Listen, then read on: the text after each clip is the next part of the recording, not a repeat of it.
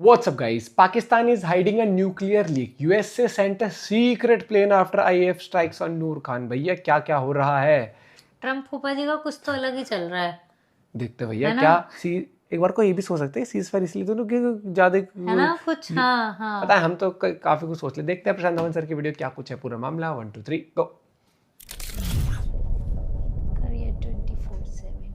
नमस्कार, welcome to career 247। मैं हूं प्रशांत धवन। नाउ अब इस टॉपिक को लेकर खुल के बात हो रही है। खुल के बात हो इतने रही है। सबूत सामने आ चुके हैं कि खुल के सवाल पूछे जा रहे हैं कि क्या पाकिस्तान दुनिया से कुछ छुपा रहा है। ना सिर्फ पाकिस्तान, एक्चुअली बोलना पड़ेगा यहाँ पर यूएस, पाकिस्तान और इवन परहैप्स इंडिया की तरफ से भी क्या कंप्लीट जानकारी पब्लिक डोमेन में आ चुकी है कि आखिर पाकिस्तान में हुआ क्या है। अचानक से ये सीज फायर अचानक से कैसे हो गया? अंडरस्टैंडिंग या जो भी इसको कैसे आप कह कैसे? लीजिए, अचानक से सब कुछ रोक क्यों दिया गया। नाउ यहाँ पे एक बार को आप कह सकते हैं, अभी रिसेंटली ही एक वीडियो सामने आई हाँ, है, ये मैंने देखी डीजीएमओ है। की मीटिंग हो रही थी। एक जर्नलिस्ट ने पूछ ही लिया, सर क्या इंडियन एयरफोर्स ने बोला थैंक यू, पाकिस्तान का जो एक न्यूक्लियर फैसिलिटी है किराना हिल्स में, क्या इसको डिस्ट्रॉय किया था। उसके बाद बात चल हाँ, रही है इसमें मना किया था ना। न्यूक्लियर लीक हो गया वगैरह। तो उसके जवाब में देखिए भारत के एयर मार्शल साहब ने जो बढ़िया आंसर दिया है, ऑल ओवर द क्या हो गया? इंटरनेट वायरल हो चुका है। ये जो छोटी सी क्लिप है ये देखिए, फिर हम इस टॉपिक समझ के गया बारे में मैं, और ये। बात तुझे करेंगे। दिखाई थी ना Thank you for telling us that Kirana Hill houses some nuclear installation. We did not know about it. Okay. And sir हम समझ बिल्कुल। we've not hit Kirana Hills, whatever is there. Okay. I did not brief in my briefing yesterday. Thank you. Now ये यहाँ पर बहुत ही विश्वास करना। Sarcastic tone में आंसर दिया है भारत के एयर चीफ मार्शल ने कि हमको पहली बात तो पता ही नहीं कि किराना हिल्स में है क्या। Nuclear installation। पहली बात तो हमने मारा नहीं वहां पर, और जो भी है हमें नहीं पता क्या हुआ है। नाउ ये आंसर सुन के ऑब्वियसली कई लोग समझ गए कि डायरेक्टली हम ये बात खुलकर नहीं कह सकते कि आखिर गाना वहां भी पर सही हुआ लगा क्या है। रखा बट है। एक बात नोट करने वाली ये है, जो जेन्युइन कंसर्न है आज के समय अमेरिकन मीडिया का और दुनिया भर के बाकी मीडिया हाउसेस का, वो किराना हिल्स को लेकर नहीं है, वो है नूर खान एयरबेस को लेकर। इधर आप देख सकते हो, ये पाकिस्तान का मैप है, ये यहाँ पे इंडिया, ये पाकिस्तान का मैप। और अगर हम यहाँ पे जूम इन करें तो इस्लामाबाद के पास जो रावलपिंडी है वहाँ पे आपको मिलेगा नूर खान एयरबेस, और उसके बहुत ज़्यादा साउथ में यहाँ पे है किराना हिल्स सरगोदा में। तो दोनों में काफ़ी डिफरेंस है। अभी के लिए ठीक है, आईएएफ के यहाँ पे एयर मार्शल ने बोल दिया कि हमने किराना हिल्स में जो भी न्यूक्लियर फैसिलिटी तुम जो भी कह रहे हो हमें पता नहीं वहाँ पे है क्या, हमने उसको नहीं हिट किया। मगर यूएसए की तरफ से इनका मीडिया, इनके जो इंपॉर्टेंट थिंक टैंक के लोग हैं, सब लोग कह रहे हैं कि रावलपिंडी में जो पाकिस्तान का एयरबेस है वहाँ पे जब भारत ने अटैक किया था तब लग रहा है कि पाकिस्तान के न्यूक्लियर स्टोरेज पर भी वहाँ पे एक ब्लास्ट हुआ है या कुछ डैमेज हुआ है, और उसके बाद से रेडियो एक्टिव लीकेज स्टार्ट हो चुकी है। और ये बात सिर्फ मैं नहीं कह रहा, allow me to show you कि कौन कौन प्राइमरली यूएसए से कौन कौन ये बात कह रहा है। ना इधर आप देख पाओगे रैंड कॉर्पोरेशन का एक सीनियर डिफेंस एनालिस्ट है डेरेक ग्रॉसमैन। रैंड कॉर्पोरेशन वैसे मैं आपको बता दूं एक ग्लोबल इंटरनेशनल रिलेशंस जियोपॉलिटिक्स पर रिसर्च करने वाली ऑर्गेनाइजेशन है। इनकी ऑफिसेज हैं यूएस, यूरोप, दुनिया भर में। यूएस में इनके 4 ऑफिसेज हैं और ये इंडियन सब कॉन्टिनेंट को काफ़ी डीपली स्टडी करते हैं। तो यहाँ पे रैंड कॉर्पोरेशन के सीनियर डिफेंस एनालिस्ट ये कहते हैं कि अचानक से चीज़ें बहुत ख़राब हो गई थी जब भारत ने पाकिस्तान के नूर खां एयरबेस को स्ट्राइक किया। नाउ ये चाहे जानकर किया हो ना जानकर किया हो पता नहीं। आगे कहते हैं Indian forces threaten Pakistani nuclear command. वहाँ पे पहली बात तो पाकिस्तान की न्यूक्लियर कमांड है, वहीं से डिसाइड करते हैं कि न्यूक्लियर वेपन्स का क्या करना है। तो न्यूक्लियर कमांड ही ऑलमोस्ट इनकी डिस्ट्रॉय होने वाली थी। और उसके अलावा यहाँ पर एक न्यूक्लियर स्टोरेज फैसिलिटी भी थी जो बताया जा रहा है डैमेज हो चुकी है, और यहाँ पर रेडियो एक्टिविटी अब लीक होनी स्टार्ट हो चुकी है। ऑब्वियसली ये बहुत ज़्यादा डेंजरस है और सिचुएशन इससे बहुत ज़्यादा ख़राब हो सकती थी। जैसे ही यूएस को इसके बारे में पता लगा, यूएस ने स्टेप इन कर दिया, और उसके बाद फिर हमने ये देखा कि न्यूयॉर्क टाइम्स ने भी सेम बात रिपोर्ट करी है कि नूर खान बेस पर जैसे ही अटैक कन्फर्म हो गया उसके बाद यूएसए ने इमीडिएटली इंटरवेंशन करना स्टार्ट कर दिया था।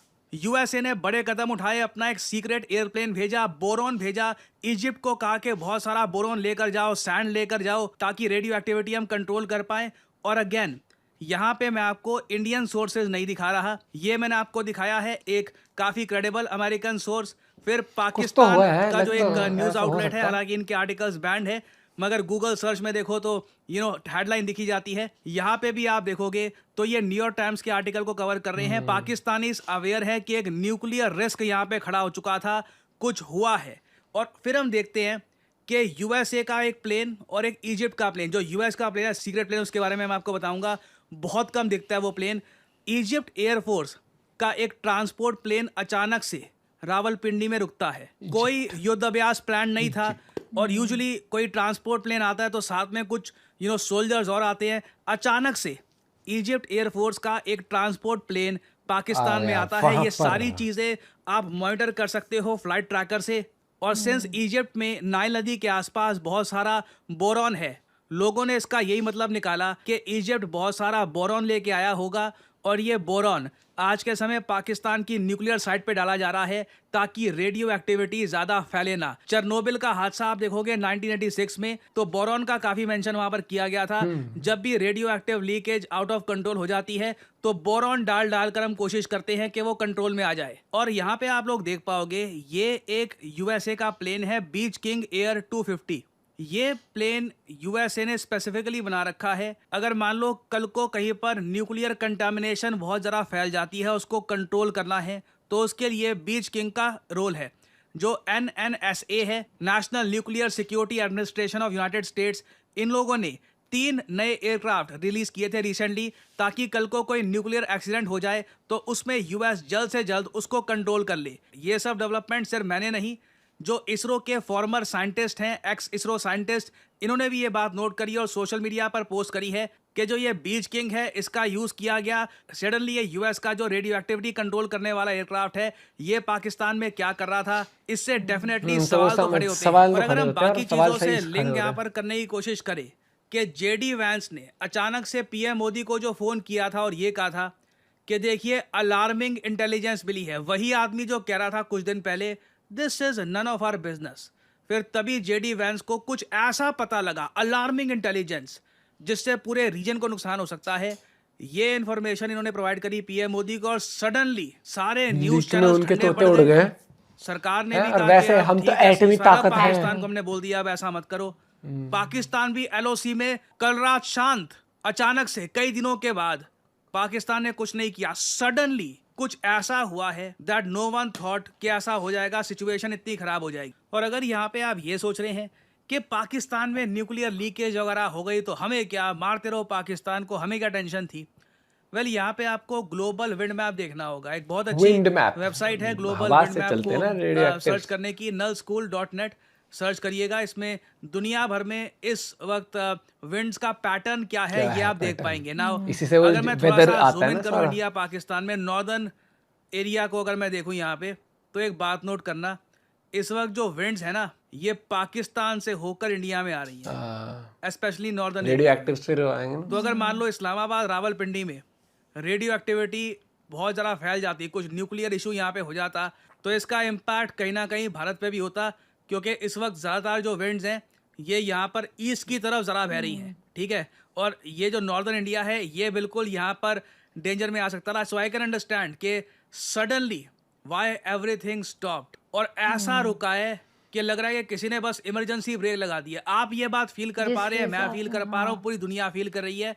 अमेरिकन तो खुलकर बोल ही रहे हैं कि रेडियो एक्टिविटी तो ट्रम्प ने कुछ नहीं करा है, लीकेज हुआ है कुछ ना कुछ यहाँ पर। और अभी हो सकता है कि यूएस और जो इजिप्ट से बैरन आया है उससे इन्होंने रेडियो एक्टिविटी काफी हद तक कंट्रोल कर ली हो, तो खुशी मना और डाली अभी के होगी, लिए तो काफी गए हद और तक थम गया है। अफरीदी और ट्रम्प की जो वो ट्वीट थी कि मिलियंस ऑफ लोग यहाँ पे मारे जाएंगे, अब इससे भी आप इसको कोरिलेट कर सकते हैं ना। ऑब्वियसली देखो पाकिस्तान ये सब छुपाने की काफी कोशिश करेगा। मैं सरप्राइज नहीं होऊंगा जो ये आज के समय झंडे लेकर नाच रहे हैं और जो भी ये सेलिब्रेशन कर रहे हैं, ये काफी हद तक पब्लिक का ध्यान भटकाने के लिए हो कि कोई भी यहाँ पर ना देखे, सबका ध्यान हो कि कैसे 10-12 एयर बेसेस डिस्ट्रॉय करवाने के बाद भी पाकिस्तान डिक्लेयर करता है।